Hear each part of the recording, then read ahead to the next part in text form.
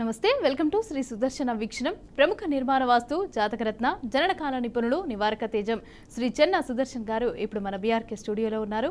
వాళ్ళతో మాట్లాడి వాస్తు జాతకరత్నాలు జననకాలం వంటి విషయాల గురించి అయితే మనం మాట్లాడుకుందాం. ముందుగా గురువు గారు నమస్తే. నమస్కారం అండి. ముందు చెప్పండి, అగ్ని ప్రమాదాలు జరుగుతూ ఉన్నాయి ఇప్పుడు ఈ మధ్య ఎక్కువ. ఎండాకాలం స్టార్ట్ అయింది, ఇంకెక్కువ అయిపోతా ఉంది. సో దానికి వాస్తుకి ఏమైనా సంబంధం ఉందంటారా? ఖచ్చితంగా సంబంధం అండి. ఇదే కాదు, ఏ ప్రమాదం జరిగినా కూడా వాస్తు కదా. ఇప్పుడు సపోజ్ మీరు అగ్ని ప్రమాదాలు అని చెప్తున్నారు కాబట్టి అక్కడ కారణం ఏంటంటేనా, ఇళ్లల్లో అయితేనా నైరుతిలో వంటగది పెట్టుకోవడం ఖచ్చితంగా అగ్ని ప్రమాదకరం. అక్కడ అగ్ని ప్రమాదం జరిగి మరణాలకు కూడా అది కారణం అవుతుంది. కొన్ని ఆగ్నేయం చోట్ల కనుక వీళ్ళు పెట్టకూడని చోట పొయ్యి పెట్టి, లేదంటే ఈశాన్య వైపు కనుక పోయి ఉన్నట్లయితే అక్కడ ఏమైతే అంటే అగ్ని ప్రమాదం జరుగుతుంది కానీ మరణం అనేది జరగదు.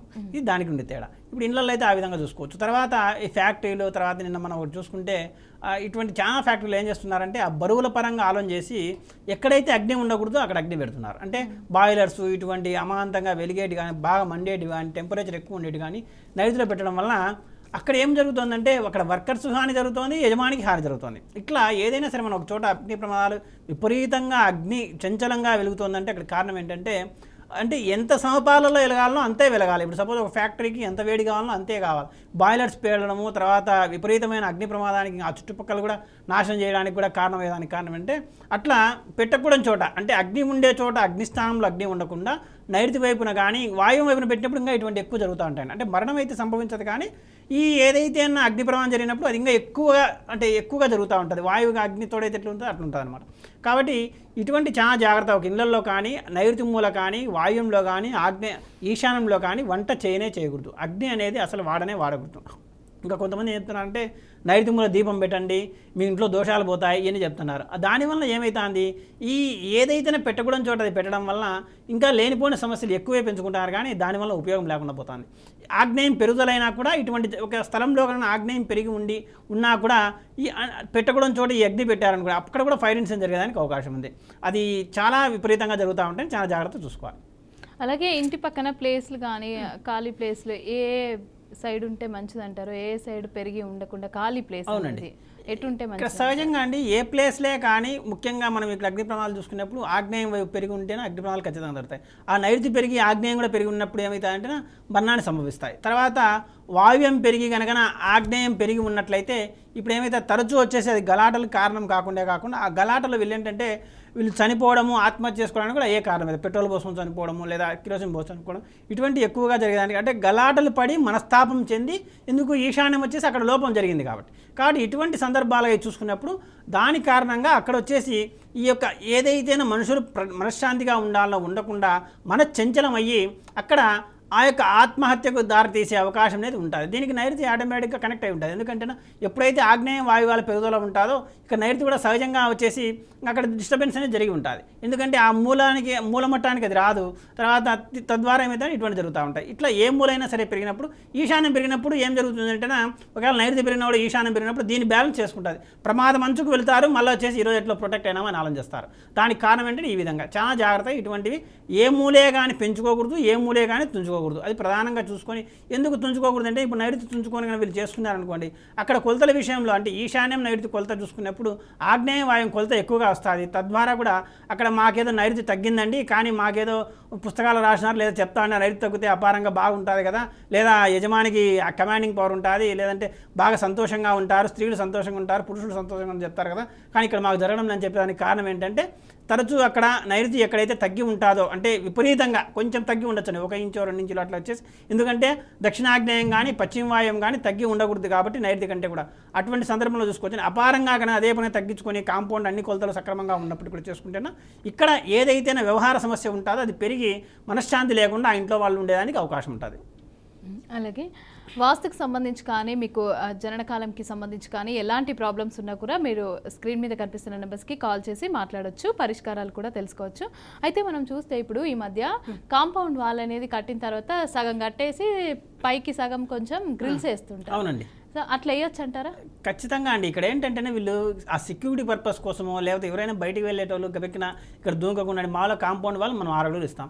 కొన్ని పెద్ద బిల్డింగ్స్ కట్టుకునేటప్పుడు అంటే ఈ ఏదైతే అసలు ఇండ్లు ఉంటుందో అది బాగా ఎత్తుగా బాగా కట్టుకున్నప్పుడు ఈ కాంపౌండ్ వాళ్ళు రోడ్డు కంటే కూడా 10 అడుగులు కూడా కట్టుకునేటోళ్ళు ఉన్నారు.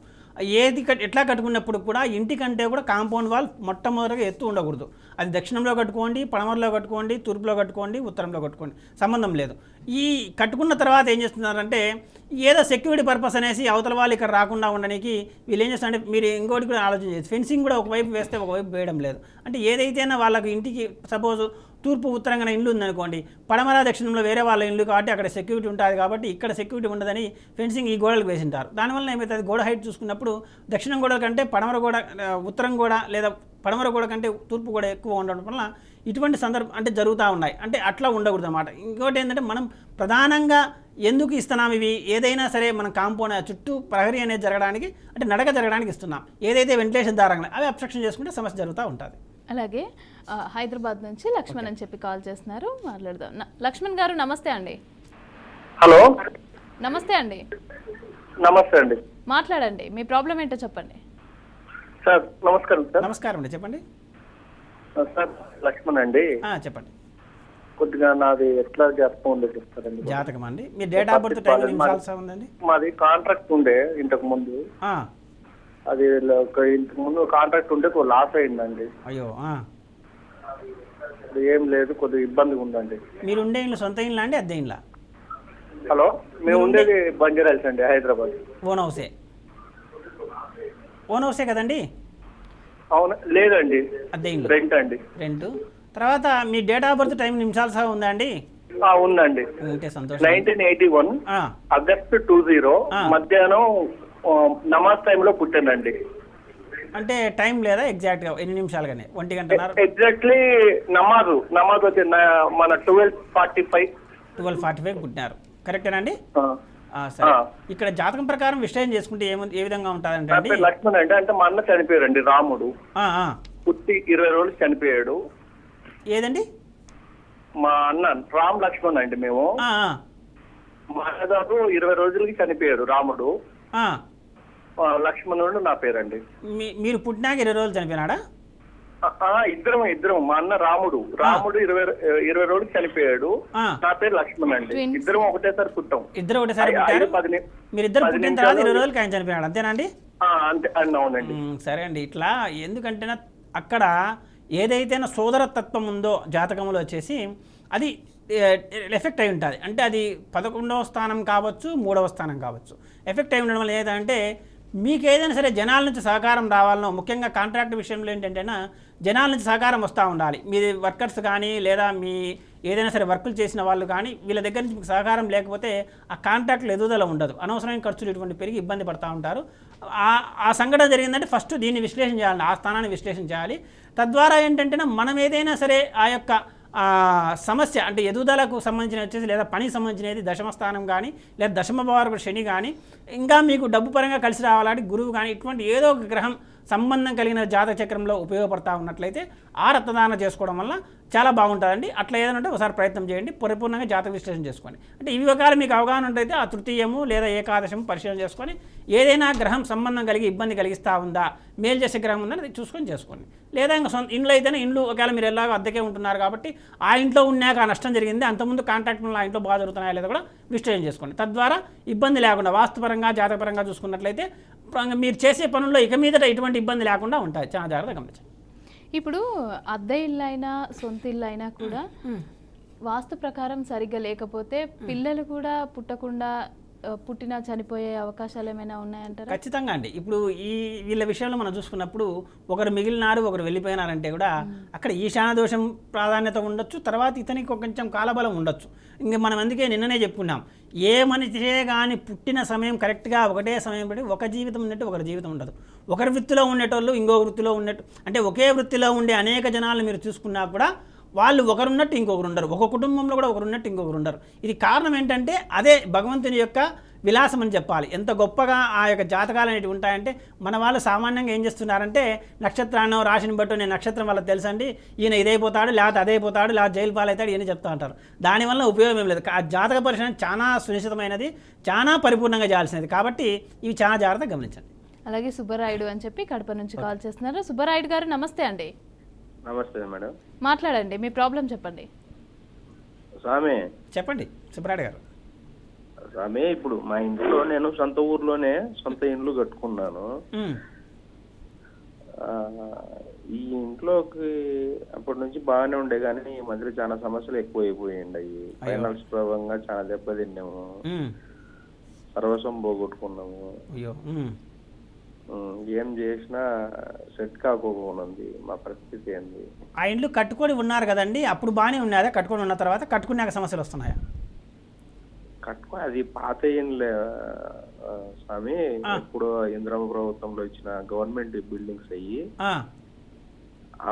తీసేసి దాని మీదనే మళ్ళా అంటే ఆల్టరేషన్ చేసి మళ్ళా స్లాబ్ వేసేసిన స్వామి. రేకులు పెంకులు ఉండేవి, అవి తీసేసి ఇండ్లు కట్టుకున్నారు. మళ్ళా ఏంటంటే పై పక్కన స్థలం ఉండకూడదు అని చెప్పేసి పై పక్కన కొంచెం మళ్ళా ప్లేస్ ఇది ఇండ్లు మాదిరి రెడీ చేసి దానికి జాయింట్ ఈ ఇంటికి జాయింట్ చేసి కట్టేసిన స్వామి. అది స్లాబ్ వేయకోకుండా స్లాబ్ కన్నా హైట్ వేసి రేకులు ఉంచినాం మిద్దెకి. మీరు చేసి తప్పేదండి. ఏదైనా సరే పై భాగాన స్థలం ఉంది. అప్పుడైతే అదే అప్పటి నుంచి చాలా కష్టం, పిల్లప్పటి నుంచి చాలా కష్టాలలో ఉన్నా స్వామి. నేను అదే నేను ఇల్లు కట్టుకున్నాడు కానీ ఇల్లు కట్టుకోకుండా నేను కాదు. ఉన్న ఇంటికి విధంగా చాలా దెబ్బతింటున్నాను. సంపాదన అయితే సంపాదిస్తున్నాం కానీ మిగిలట్టడం లేదు. లేదండి, అది ముందు ఎప్పుడైతే పైభాగ స్థలాన్ని ఇంటికి అటాచ్ చేసి కడతారో ఆ ఇంటికి భవిష్యత్తు ఉండదు. ఎవరైనా గుర్తుపెట్టుకోండి, మనం ఏదైనా సరే స్థలం వదిలేసి ఉంటాము అంటే అప్పుడు ఏదో కట్టుకోలేకనో లేదా ఇటువైపు కట్టుకొని అటువైపు కట్టుకొని చేస్తున్నాం. ఇది ఏ ఫేసింగ్లకైనా వర్తిస్తుందండి. కొంతమంది చేస్తున్నారంటే తూర్పు కానీ లేదా పడమర కానీ దక్షిణం కానీ వదిలేసి ముందు ఉత్తరంలో కానీ పడమరలో కానీ లేదా తూర్పులో కానీ ఇల్లు కట్టేసి మళ్ళీ తర్వాత ఒక రూమ్ వేసుకోవాలని ఆలోచన చేస్తూ ఉంటారు. దీనివల్ల ఏం జరుగుతుంది, పై భాగాన్ని కలుపుకుంటా ఉండే ఇంటి కలుపుకుంటా ఒకటే ఇంటి కాంపౌండ్ అయినప్పటికీ కూడా ఇవి వర్తిస్తున్నాయి. కాబట్టి మీ విషయంలో ఏంటంటే అండి, ఇప్పుడైనా మీకు ఎలాగో మమ్మల్ని సంప్రదించాలని ఆలోచన వచ్చింది కాబట్టి ఒకసారి పరిపూర్ణంగా వాస్తు విషయాన్ని చేయించుకోండి. అలాగే మీ కుటుంబంలో జననాలు ఇటువంటి జరిగింటాయి కదా, ఆ పరంపర కూడా కొంచెం మేలు కొంచెం కీడు కూడా కనిపిస్తూ ఉంటాయి. అటువంటి ఏమైనా జాతక విశ్లేషణ పరిపూర్ణంగా చేసుకొని ఇలా వాస్తు ఇక మీదటైనా సరే వాస్తును పరిపూర్ణంగా పరిశీలింపజేసుకొని మీరు చేసే ప్రయత్నాల్లో ఇబ్బంది లేకుండా చూసుకోండి. అది ఒకసారి ఆలోచన చేయండి. అలాగే సత్యబాబు అని చెప్పి కాకినాడ నుంచి కాల్ చేస్తున్నారు. సత్యబాబు గారు నమస్తే అండి. నమస్తే అండి గురుగారు. మాట్లాడండి. హలో, నమస్తే అండి గురుగారు. నమస్కారం సత్యబాబు గారు, చెప్పండి. అది నాకు ప్రస్తుతానికి ఒక స్థలం ఉందండి గురుగారు. ఆ ఇల్లు కట్టలేకపోతున్నాను, అది ఇంట్లోనే ఉంటున్నానండి, వేరే ఇంట్లో. అది ఖాళీగా ఉన్నాను సైడ్. ఎప్పుడు బిల్డింగ్ కట్టుకుందామన్నా కుదురుతలేదు సార్. ఎందువల్ల ప్రాబ్లం? అదే అండి, మనం ఇదివరకే చెప్పుకున్నాం కదా, ఏదైనా సరే ఒక స్థలంలో మనం ఇల్లు కట్టుకోలేకుండామంటే మనం చేసిన ఆలోచన, ఆ ప్లాన్ ఇల్లు ఎట్లా కట్టుకోవాలా ఎట్లా కట్టుకోకూడదని మీరు ఒక ఆలోచన ఉంటుంది. ఇట్లా నేను ఇల్లు కట్టుకోవాలా, ఇట్లా ఉంటే బాగుంటుంది, ఈ ఆలోచన ఉంటుంది అన్నమాట. ఆ ప్లాన్ సరిత లేకపోవడం వల్ల అది చేయించుకోకుండా ఉండొచ్చు అండి. ఒకసారి మంచి ప్లాన్ అనేది తీసుకోండి, తద్వారా ఆ ఇంటిని వెంటనే స్టార్ట్ చేసేందుకు అవకాశం వస్తుంది. మిగతా ఏదైనా అంటే మీరు ఉండే ఇంట్లో కూడా కొంచెం వాస్తుబలం ఉండాలి, అది కూడా పరిశీలన చేసుకోండి ఒకసారి.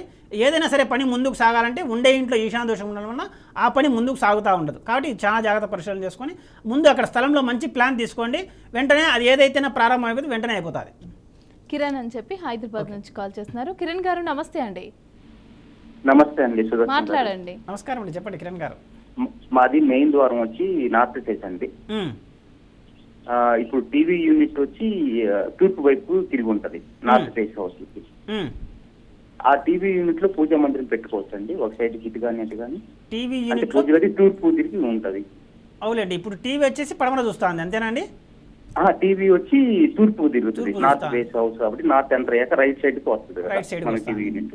అవునండి, అప్పుడు వచ్చేసి టీవీ దగ్గర మళ్ళీ పూజ గది పెట్టుకోవడం ఎందుకు, అక్కడ తూర్పు వైపున ఏం అవకాశం లేదా? తూర్పు వైపున ఎక్కువ రాలేదు ప్లేస్, అది హాల్లోకి కలిసి. ఎందుకంటే మీరు ఇక్కడ టీవీ దగ్గర పూజ గది ఏర్పాటు చేసుకున్నారు అనుకోండి, అక్కడ ఏమైతే అంటే ఉత్తరమో లేదా ఇంటికి మధ్యలోనో అట్లా అవుతా ఉంటుంది, అంతే కదా? అవునవును. దానివల్ల కంటే కూడా మనం తూర్పు తిరిగి ప్రధానంగా పూజ చేసే ఇది మంచిదండి. అట్లా ఏదైనా సరే తూర్పు కూడా కాంచి ఏదైనా చేసుకునేందుకు అవకాశం ఉంటే ఒకసారి పరిశీలన చేసుకోండి. దీనికంటే కూడా అది మంచిది, ఇది చేసుకోకూడదని కాదు, దీనికంటే అది మంచిది.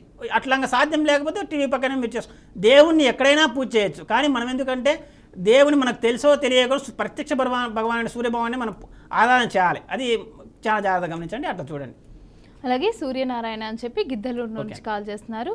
సూర్యనారాయణ గారు నమస్తే అండి. నమస్తే అండి. మాట్లాడండి, మీ ప్రాబ్లం చెప్పండి. మాట్లాడండి.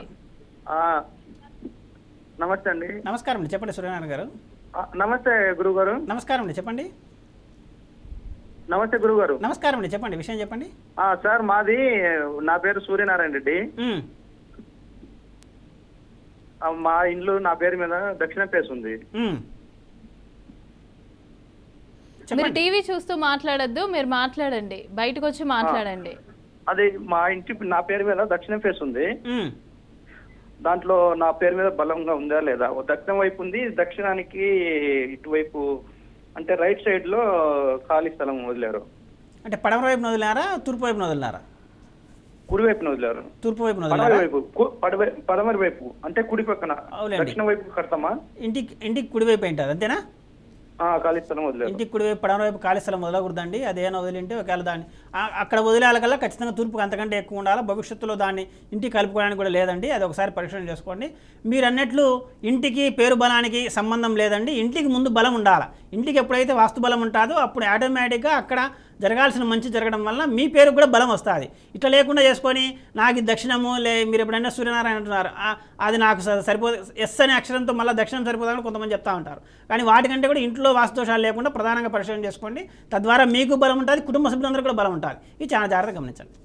అయితే ఇంట్లో బాల్కనీలు ఉంటాయి కదా, బాల్కనీల్లో గ్రిల్స్ అనేవి వేసేసి మొత్తం క్లోజ్ చేసేసి పెడతా ఉంటారు, అది పెట్టొచ్చు అంటారు? ఇది ఏంటంటే అండి, ఇక్కడ ఏదైతేనే మనం ఒక కాంపౌండ్కి, ఇంటి కాంపౌండ్ కానీ బాల్కనీకి కానీ వదిలేసే పరిస్థితి దేనికోసం ఇస్తున్నాము, ఏదైతే కానీ ఆ ఇంటికి చుట్టూ నడకదనేది జరగడానికి, తర్వాత వెంటిలేషన్ అపారంగా అబ్స్ట్రక్షన్ లేకుండా ఉండేదానికి చేస్తూ ఉన్నాం.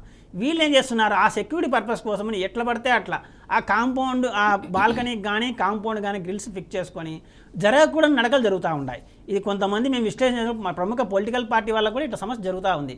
ఎందుకు జరుగుతూ ఉందంటేనా, ఇప్పుడు సపోజ్ ఉత్తరంలో బాల్కనీ ఇచ్చింటాము, దక్షిణంలో బాల్కనీ ఉండదు. ఈ తూర్పు మనం ఆల్రెడీ సింహద్వారం ఉంటుంది, తర్వాత ఈ బాల్కనీలకు కూడా ఇక్కడ నుంచి ఎంట్రన్స్ ఉంటుంది.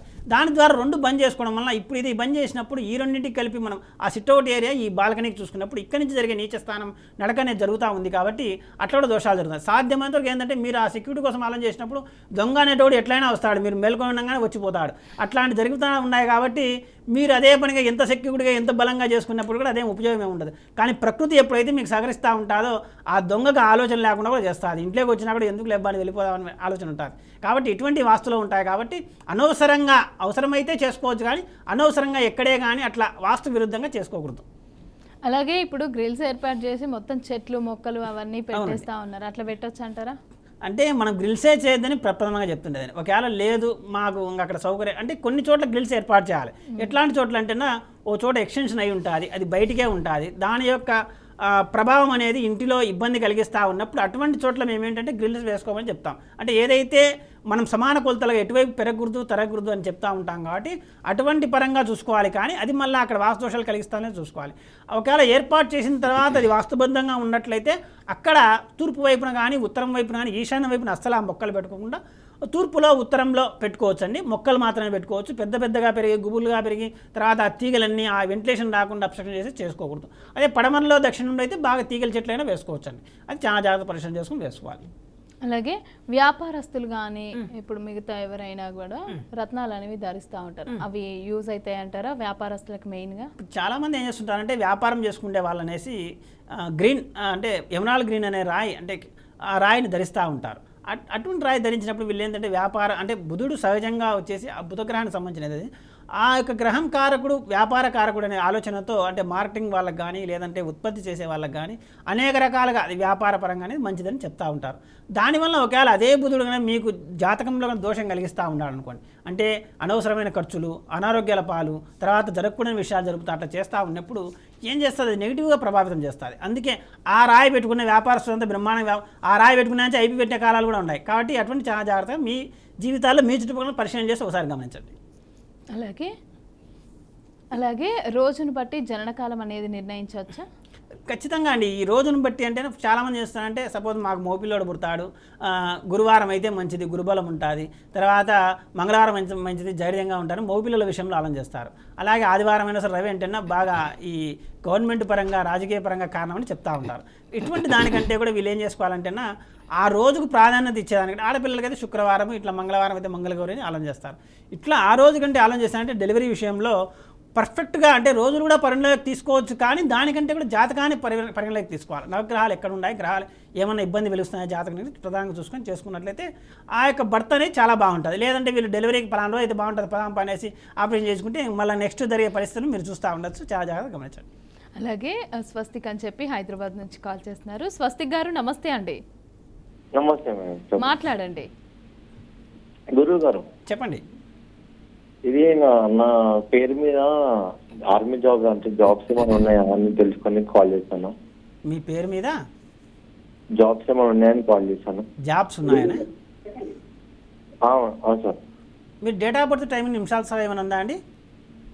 ఫస్ట్ 08/2005. ఫస్ట్ 08/2005. ఎన్ని గంటలకు పుట్టినారు? 2 o'clock నైట్. ఎగ్జాక్ట్ 2నా?